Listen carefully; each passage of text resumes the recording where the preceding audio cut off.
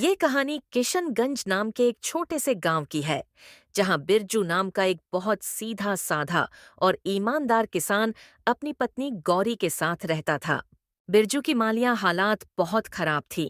वो गांव के बड़े बड़े जमींदारों के खेत में मेहनत मजदूरी करता था।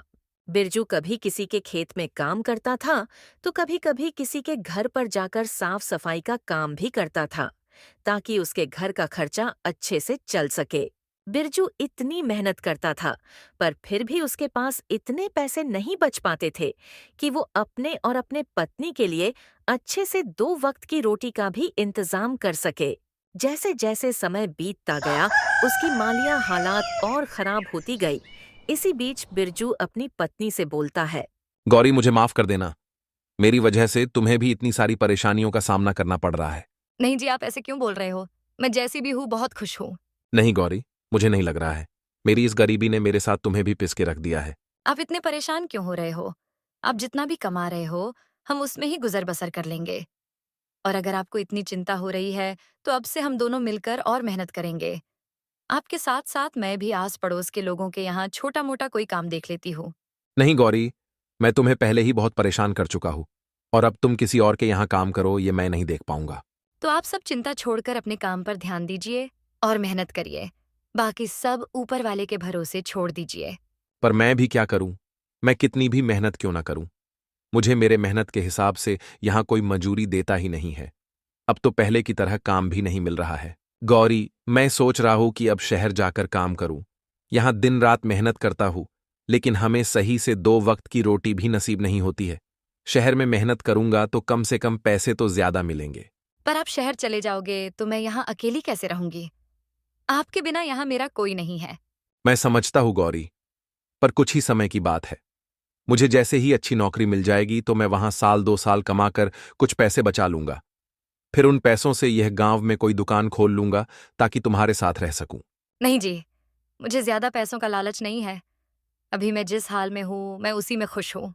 मैं तुम्हारी भावनाओं को समझ रहा हूं गौरी, लेकिन हमारी हालत देखकर मुझे कुछ ना कुछ तो करना ही होगा। ठीक है, अगर आपको यही सही लग रहा है तो जाइए, लेकिन अपना ख्याल रखना। मैं आज आपका सामान बांध देती हूँ। आप कल चले जाना।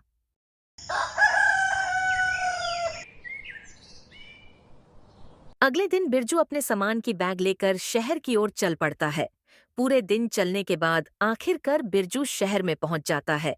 जिस शहर में बिरजू काम की तलाश में गया था, वो शहर उसके लिए बिल्कुल अनजान था। उस शहर में बिरजू का ना तो कोई मित्र था और ना ही कोई सखा संबंधी। चलो, अब यहां आ तो गया हूं, पर काम ढूंढने से पहले सर छुपाने के लिए कोई जगह ढूंढ लेता हूं, ताकि आज रात तो कहीं रुक सकूं। बिरजू सबसे पहले आसपास में दिख रहे होटलों में जाकर वहां रहने के लिए बात करने जाता है, पर वो वहां से हताश होकर बाहर आ जाता है, क्योंकि बिरजू के पास इतने पैसे नहीं थे कि वो वहां का किराया दे सके। बाप रे बाप, इतना किराया एक रात रुकने का! इतने में तो मैं पूरे महीने का राशन खरीद लूं घर का। आखिरकार होटलों के चक्कर मार मार के वो परेशान हो जाता है। एक काम करता हूं, इन होटलों में रहने से अच्छा किसी भाई के यहां रुक जाता हूं। कम से कम मेरे कुछ पैसे तो बच जाएंगे। फिर बिरजू वहां से आस-पास में दिख रहे घरों में जाकर रहने के लिए बात करने जाता है। बिरजू जब एक घर के पास पहुंचा, तो वहां पहले से उस घर का मालिक बाहर बिस्तर लगाकर बैठा होता है। भाई, मैं बहुत दूर गांव से आया हूं, और अब शाम होने वाली है, और मुझे रात बिताने के लिए थोड़ी जगह चाहिए। अगर आप मुझे रात भर रुकने के लिए अपने घर में थोड़ी जगह दे देंगे तो बहुत मेहरबानी होगी। तुम गांव से आए हो या कहीं और से, मुझे इससे कोई फर्क नहीं पड़ता है। मैं तुम्हें जानता पहचानता नहीं हूं, तो मैं तुम्हें अपने घर में कैसे ठहरा सकता हूं? बहुत से लोग शहर में काम करने आते हैं। तुम कोई नए नहीं हो। जाओ और अपना ठिकाना कहीं और ढूंढो। बिरजू को उस व्यक्ति की बातें बहुत बुरी लगती है, पर वो उसे बिना कुछ कहे वहां से चला जाता है। थोड़ी देर चलते चलते वो एक दूसरे घर के पास पहुंच जाता है, जहां एक महिला बैठी होती है। बहन, मैं बहुत दूर से आया हूं काम की तलाश में, पर अब कुछ ही देर में रात हो जाएगी, तो आज रात को रुकने के लिए जगह तलाश कर रहा हूं। क्या मैं आपके यहां आज रात रुक सकता हूं क्या? भाई, मैं आपकी मजबूरी समझ सकती हूँ, पर मेरे घर में केवल मैं और मेरी बेटी रहती है, तो मैं ऐसे ही किसी पराये मर्द को अपने घर में नहीं रुका सकती हूँ। मुझे माफ कर दीजिए। अरे कोई बात नहीं है बहन, आपकी मदद के लिए धन्यवाद। बिरजू वहां से भी निराश होकर अपने लिए दूसरे घर की तलाश में निकल जाता है। बिरजू कई घरों में जाता है, लेकिन हर कोई उसे अपने घर में ठहराने से मना कर देता है। ये सब देखकर बिरजू बहुत ही निराश हो जाता है। फिर सोचने लगता है, इस शहर में कोई भी मुझे अपने घर में ठहराने के लिए तैयार ही नहीं है। अब मैं रात में कहाँ जाऊं? मेरी तो कुछ समझ में ही नहीं आ रहा। जब इस शहर में मुझे रुकने के लिए कोई घर ही नहीं मिल रहा, तो मुझे इस शहर में काम कैसे मिलेगा? बिरजू ये सब सोच ही रहा था, तभी उसकी नजर पास वाली एक झोपड़ी पर पड़ती है। बिरजू फौरन उस घर के पास चला जाता है। बिरजू जब उस घर के पास पहुंचा तो उसने देखा अंदर एक बूढ़ी अम्मा बैठी है। बिरजू उन्हें आवाज लगाता है। अम्मा, क्या मैं आपसे 2 मिनट बात कर सकता हूँ? बिरजू की आवाज सुनकर बूढ़ी अम्मा बाहर आ जाती है। अम्मा, मैं इस शहर में काम की तलाश में आया हूं, पर कोई भी मुझे अपने घर में ठहराने के लिए तैयार ही नहीं है। बस अब आपसे ही उम्मीद है। कृपा करके आप मुझे अपने घर में रात भर रुकने की जगह दे दीजिए। बेटा, तुमने मुझे माँ कहा है, और एक माँ अपने बेटे को घर के बाहर कैसे छोड़ सकती है? चलो आओ, अंदर आ जाओ। बिरजू उस बूढ़ी अम्मा के साथ घर के अंदर चला जाता है। फिर वह अम्मा बिरजू से कहती है, बेटा, तुम इसे अपना ही घर समझो। तुम जब तक चाहो तब तक यहाँ रह सकते हो। अम्मा, इस घर में आप अकेले रहते हो क्या? आपके परिवार के बाकी लोग आपके साथ नहीं रहते हैं क्या? बेटा, मेरे परिवार में कोई नहीं है। मेरे पति तो कई साल पहले ही मुझे छोड़ के जा चुके हैं, और एक लड़का था, वो भी विदेश में जाकर रहता है। इस घर में मैं अकेली रहती हूँ। माँ, अब आप चिंता मत कीजिए, मैं हूं ना आपके साथ। अब आप इस घर में अकेली नहीं हैं। अब से आप मुझे अपना बेटा ही समझिए। बेटा, तू बहुत अच्छा इंसान है, देखने में भी बहुत भला लगता है। इस शहर में बहुत होशियारी से रहना, क्योंकि यहाँ बहुत ठग रहते हैं। वे नए आदमी को देखकर उसे ठग लेते हैं। ठीक है अम्मा, मैं ध्यान रखूंगा, आप परेशान मत होइए। बेटा, वैसे तुमने कोई काम देखा है या देखना बाकी है? अम्मा, मैं कल शहर में नौकरी ढूंढने जाऊंगा, और हो सकेगा तो आपके घर के आसपास में ही किराए पर घर ले लूंगा, ताकि आपके आसपास रहकर आपकी देखभाल कर सकूं। नहीं बेटा, तुम्हें किराए पर दूसरा घर लेने की जरूरत नहीं है। तुम जब तक चाहो मेरे इस घर में रह सकते हो, क्योंकि तुम रहोगे तो कम से कम मुझे ऐसा लगेगा मेरा बेटा मेरे पास है। हाँ अम्मा, ये तो बहुत अच्छा रहेगा, पर मैं एक शर्त पर आपके घर पर रुकूंगा कि मैं जो किराया किसी और को देने वाला था, वो मैं आपको दूंगा। ठीक है बेटा, चलेगा। फिर क्या था, बिरजू अम्मा के साथ उनके घर पर रुक जाता है और आज की रात वो उनके यहाँ खाना वगैरह खाकर सो जाता है।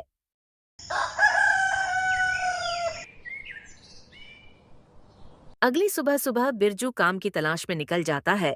जल्दी ही उसे एक सेठ के गोदाम पर काम मिल जाता है। बिरजू कभी भी सेठ के किसी भी काम से इनकार नहीं करता था और वो हर काम को लगन और ईमानदारी से करता था। बिरजू के काम के प्रति मेहनत और लगन को देखकर सेठ बिरजू से बहुत खुश रहते थे। बिरजू को इतनी मेहनत करते देख सेठ बिरजू की पगार भी बढ़ा देते हैं। बिरजू अपनी कमाई से सिर्फ उतना ही खर्च करता था जितने की उसे जरूरत होती थी, और बाकी बचे हुए पैसे को वो एक छोटी सी थैली में बचत किया करता था। शहर में काम करते करते बिरजू को अब कुछ दिन बीत जाते हैं। ऐसे ही एक दिन बिरजू अम्मा के घर के बाहर बैठे बैठे सोचता है, जब मैं 10,000 रुपए जमा कर लूंगा, तब मैं पूरे पैसे लेकर अपनी पत्नी के पास चला जाऊंगा। फिर गांव में कोई अच्छी सी दुकान खोल लूंगा, ताकि गांव में अपने पत्नी के पास रह सकूं।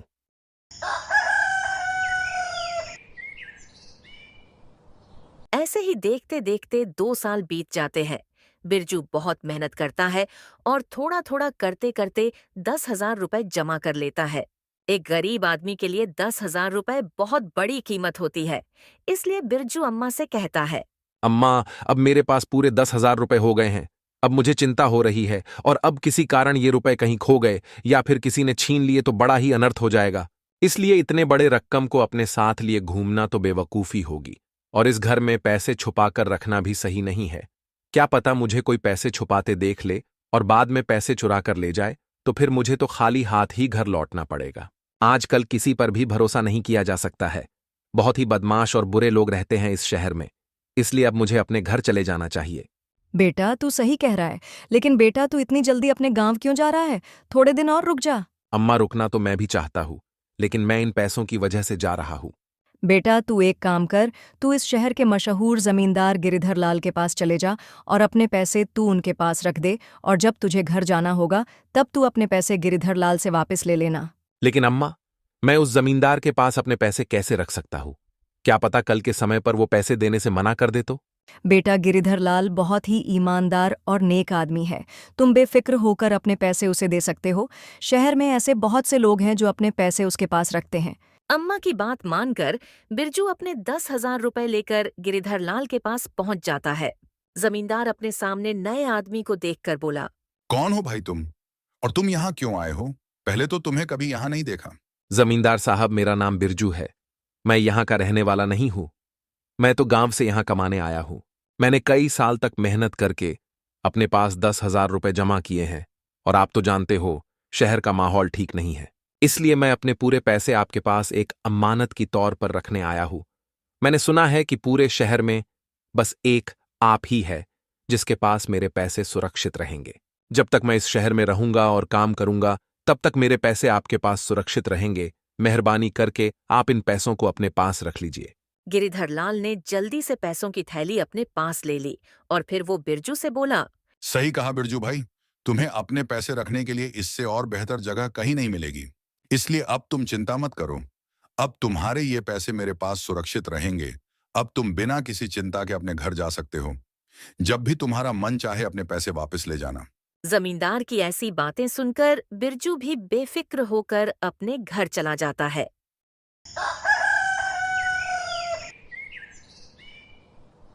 फिर कुछ समय और बीत जाता है। देखते देखते और एक साल निकल जाता है। बिरजू अपने काम में मग्न रहता है। ऐसे ही एक दिन बिरजू जब पलंग पर बैठा हुआ था, तभी उसे उसकी पत्नी गौरी की बहुत याद आने लगती है। अब बहुत समय हो गया है। देखते देखते 3 साल गुजर गए। अब तो मुझे गौरी के पास जाना ही होगा। अब जब बिरजू अपनी पत्नी के पास जाने का निश्चय करता है, तो वो सबसे पहले अम्मा को सारी बात बताने चला जाता है। अम्मा, अब बहुत समय बीत गया है। अब मैं सोच रहा हूँ गौरी के पास चला जाऊं। मैं तो उसे कहकर आया था 1-2 साल में आ जाऊंगा, पर अब मुझे यहाँ कमाते कमाते 3 साल हो गए हैं। ठीक है बेटा, जैसा तुमको सही लगे। फिर क्या था, बिरजू अपने घर जाने की तैयारी करके जमींदार के पास अपने पैसे लेने चला जाता है। जमींदार साहब, मैं अब अपने गांव जा रहा हूँ, इसलिए मैं आपके पास अपने पैसे लेने आया हूँ। कृपा करके आप मेरे पैसे मुझे लौटा दीजिए। जमींदार बिरजू को गौर से देखकर बोला, तुम किस पैसे की बात कर रहे हो भाई? तुमने कब मुझे पैसे दिए थे? जमींदार की ये बात सुनकर बिरजू के होश उड़ जाते हैं। साहब, मैंने कुछ समय पहले ही तो आपके पास 10,000 रुपए अमानत की तौर पर रखे थे। 10,000 रुपए? अरे इतनी बड़ी रकम है जो तुम्हारे 7 पीढ़ियों ने भी देखी नहीं होगी। वैसे तुम्हारे पास कहां से इतने पैसे आ गए? और तुम्हारे पास क्या सबूत है कि तुमने मुझे 10,000 रुपए दिए थे? साहब, मेरे पास कोई सबूत तो नहीं है, पर लोग कहते हैं कि आप बहुत ईमानदार हो, इसलिए मैंने पैसे देते वक्त आपसे कोई प्रमाण नहीं लिया था। बिरजू जमींदार को अपने 10,000 रुपए की याद दिलाने की बहुत कोशिश करता है, लेकिन जमींदार बिरजू की एक बात नहीं सुनता है। जमींदार अपने नौकरों को बुलाता है और फिर अपने नौकरों से कहता है, ये कोई बहरूपियां है और झूठ बोलकर मुझे बदनाम करना चाहता है। इसे मेरे घर से धक्के मारकर बाहर निकाल दो, और याद रहे ये दोबारा मेरे घर में ना घुसाए। आखिरकार जमींदार के नौकर बिरजू को उसके घर के बाहर निकाल देते हैं। जमींदार के घर के बाहर आने के बाद बिरजू सोचता है, अब मैं क्या करूंगा? जमींदार ने तो मेरे मेहनत की कमाई हड़प ली है और मेरे पास उनके खिलाफ कोई प्रमाण भी नहीं है। अब मैं क्या करूं? कमजोर और लाचार बिरजू रोते हुए बूढ़ी अम्मा के घर की ओर चल पड़ा। बूढ़ी अम्मा के घर की तरफ जाते हुए बिरजू फिर से वही बात दोहराने लगा। हे भगवान, सालों की मेहनत, मेरी जमा पूंजी सब लुट गया। क्या सोचा था और क्या हो गया? उस बदमाश जमींदार ने मुझे कहीं का नहीं छोड़ा। हे भगवान, अब मैं क्या करूं? बिरजू दुखी मन से बूढ़ी अम्मा के घर लौट आता है। बिरजू को रोता हुआ देख बूढ़ी अम्मा बिरजू से पूछती हैं, क्या हुआ बिरजू बेटा, तू रो क्यों रहा है? तू तो गिरिधर लाल जमींदार के पास अपने पैसे वापस लेने गया था ना? हाँ अम्मा, मैं बर्बाद हो गया। मेरी जमा पूंजी सब लुट गई। जमींदार गिरिधर लाल ने मेरे पैसे वापस देने से इनकार कर दिया। पैसे मांगने पर उसने कहा, मैंने तुझे पहले कभी नहीं देखा है। तू मुझे पैसे देकर कब गया था? तू पक्का कोई बहरूपियां है जो झूठा आरोप लगाकर मुझे बदनाम करना चाहता है। और ऊपर से उसने अपने नौकरों को बुलवाकर मुझे धक्के मारकर घर से बाहर निकलवा दिया। बिरजू की सारी बातें सुनकर बूढ़ी अम्मा मायूस हो जाती हैं। बिरजू बेटा, मुझे माफ कर देना। ये सब मेरी वजह से हुआ है। मैंने ही तुझे तेरे बचत के पैसे जमींदार गिरिधर लाल के पास रखने को कहा था। मुझे पता नहीं था गिरिधर लाल इतना बड़ा बेईमान और धोखेबाज स्वभाव का है। लोग तो उसके ईमानदारी के गुण गाया करते थे। अम्मा, आप अपने आप को दोष मत दो। इसमें आपकी कोई गलती नहीं है। आपने तो मेरे अच्छे के लिए ही कहा था, मगर होना तो वही था जो भगवान को मंजूर था। लेकिन बेटा, अब तू क्या करेगा? उस बेईमान जमींदार से अपने पैसे वापस कैसे लेगा? अम्मा, अब मैं कुछ नहीं कर पाऊंगा। अब मुझे खाली हाथ ही अपने घर लौटना होगा। बूढ़ी अम्मा और बिरजू आपस में बात कर ही रहे होते हैं, तभी वहां अम्मा के बगल में रहने वाली लक्ष्मी नाम की औरत आती है। वो दोनों को उदास देखकर पूछती है। क्या बात है बिरजू भाई, आज आप और अम्मा दोनों इतने उदास क्यों दिखाई दे रहे हो? अब आपको क्या बताओ लक्ष्मी बहन, मेरे साथ बहुत बड़ा धोखा हुआ है। मैंने कई साल दिन रात मेहनत करके 10,000 रुपए जमा किए थे। पैसे जमा करने के लिए मैंने ना कभी पेट भर खाना खाया और ना कभी पूरी नींद ली। फिर बिरजू ने लक्ष्मी को सारी बात बताई कि किस तरह जमींदार ने बिरजू को धोखा देकर उसके सारे पैसे ठग लिए। बेटी, लोग कहते हैं कि जमींदार गिरिधर लाल बहुत ही नेक और ईमानदार आदमी है। यही सोचकर मैंने बिरजू को उसके सारे पैसे उसके यहाँ रखने कहा था, और बिरजू भी मेरी बातों में आकर उसके पास अपने पैसे रखाया था। अम्मा, आप दोनों परेशान मत होइए। मेरे पास एक तरकीब है। अगर ये तरकीब काम कर गई तो बिरजू भाई को उनके पैसे भी वापस मिल जाएंगे और जमींदार की अक्ल भी ठिकाने आ जाएगी। फिर लक्ष्मी बूढ़ी अम्मा से एक संदूक मांगती है। बूढ़ी अम्मा भी लक्ष्मी के कहे अनुसार एक बड़ा पुराना संदूक लाकर उसके सामने रख देती है। बूढ़ी अम्मा से संदूक लेकर लक्ष्मी कहती है। अम्मा, अब मैं और बिरजू भैया उस जमींदार के पास जा रहे हैं। आप भी हमारे साथ चलो। लक्ष्मी अपने सर पर संदूक रखकर बिरजू और अम्मा के साथ उस बेईमान जमींदार गिरिधर लाल के घर की तरफ चल देती है। जब जमींदार की घर की दूरी बहुत कम रह जाती है, लक्ष्मी अम्मा से कहती है। अम्मा, आप यहीं रहकर हमारा इंतजार कीजिए। जब तक जमींदार बिरजू भैया के पैसे ना दे दें, तब तक आप अंदर मत आइएगा। जैसे ही जमींदार बिरजू भैया के पैसे दे देगा, तब भैया आपके पास आ जाएंगे। फिर थोड़ी देर में आप अंदर आ जाना और मुझे कहना, बहू, मेरा बेटा व्यापार करके घर आ गया है और वो तुम्हें बुला रहा है, जल्दी चलो। ठीक है बेटी, मैं ऐसा ही करूंगी। फिर लक्ष्मी और बिरजू दोनों जमींदार के घर के बाहर पहुंचकर रुक जाते हैं और लक्ष्मी बिरजू से कहती है। भैया, पहले मैं अंदर जाती हूँ, आप कुछ समय के बाद अंदर आ जाना। उसके बाद लक्ष्मी जमींदार के घर के अंदर पहुंच जाती है। जमींदार लक्ष्मी के पास इतने बड़े संदूक को देखकर सोचता है। इस औरत के पास संदूक तो काफी बड़ा लग रहा है। अगर ये मुझे मिल जाए तो मेरी तो चांदी चांदी हो जाएगी। बहन, आप यहाँ किस काम से आई हो और तुम्हारे पास इतना बड़ा संदूक है, उसमें क्या है? मैं चंदन व्यापारी की पत्नी हूँ। मेरे पति दूर दराज के देश में व्यापार करने गए हैं। वो न कई दिनों से घर लौट कर नहीं आए हैं, न जाने वो घर कब वापस आएंगे। और हमारे इलाके में चोरी की वारदात कुछ ज्यादा ही बढ़ गई है। आए दिन किसी न किसी के घर पर चोरी हो जाती है। इसीलिए मैं कई रातों से चैन की नींद नहीं सो पाई हूँ। मुझे हमेशा डर लगता है और यही चिंता लगी रहती है कि कहीं हमारे यहाँ चोरी ना हो जाए। इसलिए मैं ये संदूक आपके पास लाई हूँ। इस संदूक में हमारे जीवन भर की कमाई, रुपए, हीरे जवाहरात और सोने चांदी है। मैं चाहती हूँ कि आप इसे अपने पास संभाल कर अच्छे से रखें। जब मेरे पति व्यापार करके घर वापस आएंगे, तब मैं ये संदूक आपके पास से ले जाऊंगी। लक्ष्मी की बात सुनकर लालची गिरिधर लाल सोचने लगा। संदूक को देखकर तो लगता है इस संदूक में कम से कम 7-8 लाख रुपए का सामान तो होगा। मैंने सुना है कि चंदन व्यापारी बहुत ही अमीर आदमी है। फिर जमींदार लक्ष्मी से बोला। बहन, तुमने बहुत अच्छा किया जो अपना धन मेरे पास ले आई हो। तुम्हारा धन मैं अपने पास बहुत ही संभाल कर रखूंगा। तुम विश्वास करो, तुम्हारी दौलत मेरे पास बिल्कुल सुरक्षित रहेगी। जब कभी तुम अपना धन लेने मेरे पास आओगी, मैं तुम्हें तुम्हारा एक एक रुपया सही सलामत वापस कर दूंगा। पर भाई, मैं आपका कैसे विश्वास करूं कि मुझे मेरी दौलत सही सलामत वापस मिल जाएगी? बहन, पूरे शहर में मेरी ईमानदारी की चर्चा है। पूरे शहर में ऐसा कोई भी नहीं है जो मुझे बुरा या बेईमान बता सके। जमींदार और लक्ष्मी आपस में बात कर ही रहे होते हैं, तभी वहां बिरजू आ जाता है। बिरजू को देखकर जमींदार बहुत ज्यादा खुश हो जाता है और फिर जमींदार सोचने लगता है। ये आदमी बहुत सही समय पर आया है। अपनी ईमानदारी दिखाना का ये बहुत ही बढ़िया मौका है। मैं इस आदमी को इसके 10,000 रुपए लौटा दूंगा और इस औरत से इसका संदूक ले लूंगा। इस औरत की इतनी बड़ी दौलत लेने के लिए मुझे 10,000 रुपए की कुर्बानी देनी ही होगी। मेरी बहन, मैं तुम्हें विश्वास दिलवाता हूं, इस पूरे शहर में तुम्हें मेरे घर के अलावा ऐसी दूसरी कोई और सुरक्षित जगह नहीं मिलेगी जहां तुम अपना ये धन रख सको। तुम बिल्कुल भी मत घबराओ, तुम्हारी ये अमानत मेरे पास बिल्कुल सुरक्षित रहेगी। अरे मेरे घर में तुम्हारे इस दौलत को कोई छू भी नहीं सकता है। चोरी करने की बात तो छोड़ ही दो, क्योंकि कोई भी चोर मेरे घर में घुसने से पहले 100 बार सोचेगा। ये कहते कहते जमींदार ने ऐसा ढोंग किया जैसे बिरजू पर उसकी नजर अभी अभी पड़ी हो। फिर वो बहुत खुश होकर बोला, अभी तुम ये देखो, इस आदमी ने अपनी पूरी जमा पूंजी मेरे पास रखी थी। सुबह ही ये अपनी जमा पूंजी मेरे पास लेने आया था, पर उस समय मुझे याद नहीं आया, तो मैंने इसे चोर समझकर भगा दिया था। पर फिर जब मैंने अपने दिमाग पर बहुत जोर डाला, तब कहीं जाकर मुझे इसका चेहरा याद आया। भाई, तुमने बहुत सही किया जो तुम अपने रुपए वापस लेने चले आए, वरना मैं अभी अपने नौकर को तुम्हें बुलाने भेजने ही वाला था। इस आदमी को तो मैं बहुत अच्छे तरह से जानती हूँ। ये बहुत दूर से इस शहर में काम करने आया है। ये बेचारा बहुत मेहनत से काम करता है। इसने शायद हमारे यहाँ भी काम किया है। इसने बहुत मेहनत करके ये पैसे कमाए हैं। क्या तुम इस आदमी को जानती हो? फिर तो किसी बात की चिंता करने की जरूरत ही नहीं है। मैं अभी इस गरीब के पैसे इसे दे देता हूँ।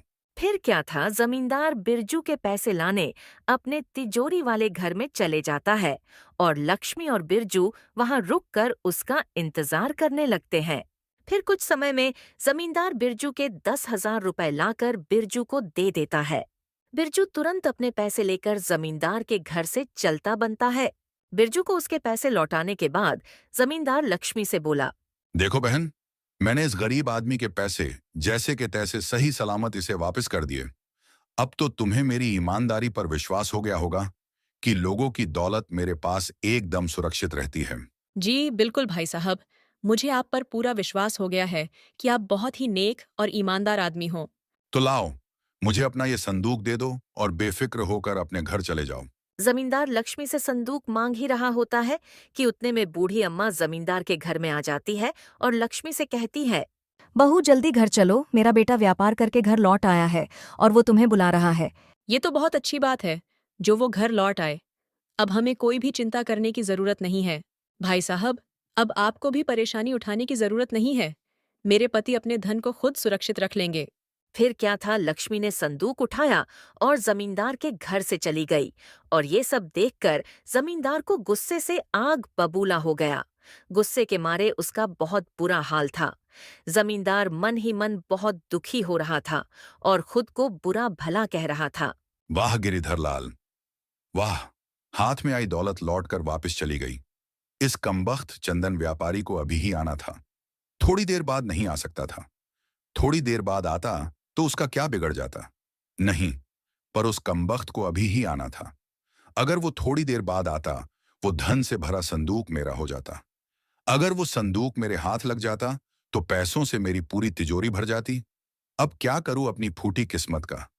पैसों से भरा संदूक भी नहीं मिला और 10,000 रुपए भी हाथ से चले गए। इधर जमींदार अपने किस्मत को कोस रहा होता है और उधर बूढ़ी अम्मा के घर पर लक्ष्मी बिरजू से कहती है, बिरजू भाई, इंसान को कभी निराश नहीं होना चाहिए। हमेशा ये बात याद रखनी चाहिए कि दुनिया में ऐसा कोई बेईमान और चालाक आदमी नहीं है जिसकी बेईमानी हमेशा सफल हो जाए। भाई, अब आप अपने घर जाइए और अपने परिवार के साथ एक सुखी जीवन बिताइए। बहुत भटक चुके इस अनजान इलाके में। फिर क्या था, लक्ष्मी बिरजू की बहुत बड़ी मदद करके अपने घर के लिए निकल जाती है।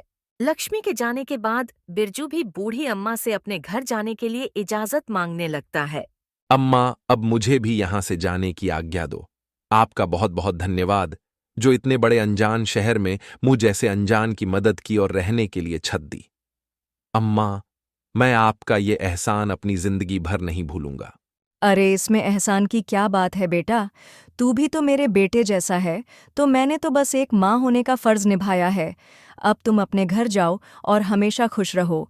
मेरा आशीर्वाद हमेशा तुम्हारे साथ है। फिर क्या था, बिरजू अम्मा से उनका आशीर्वाद लेकर और उनको अलविदा कहकर अपने गांव के लिए निकल जाता है। बिरजू ने अपने बचत किए हुए पैसों से एक छोटी सी किराने की दुकान खोल ली थी, जिस कारण अब उसे किसी के यहाँ मजदूरी भी नहीं करनी पड़ती थी और वो अच्छा खासा कमा भी रहा था। और सबसे बड़ी बात, वो अपनी पत्नी के साथ साथ रह रहा था। दोस्तों, इस कहानी से हमें यह सीख मिलती है कि हमें कभी हार नहीं माननी चाहिए। अगर बिरजू भी हार मानकर अपने गांव लौट आता तो उसकी पूरी जमा पूंजी पर लालची गिरिधर लाल मजा कर रहा होता। और तो और, वो और भी भोले भाले लोगों को इसी तरह ठगता। पर लक्ष्मी की सूझबूझ और चतुराई ने बिरजू को उसके रुपए भी दिला दिए और लालची जमींदार को सबक भी सिखा दिया। तो दोस्तों, कहानी आपको कैसी लगी? हमें कमेंट में जरूर बताएं। अगर आपको हमारी मेहनत पसंद आई हो तो हमारे चैनल को सब्सक्राइब करना न भूलें और बेल आइकन दबाएं ताकि नई कहानियों की नोटिफिकेशन सबसे पहले आपको मिले। धन्यवाद।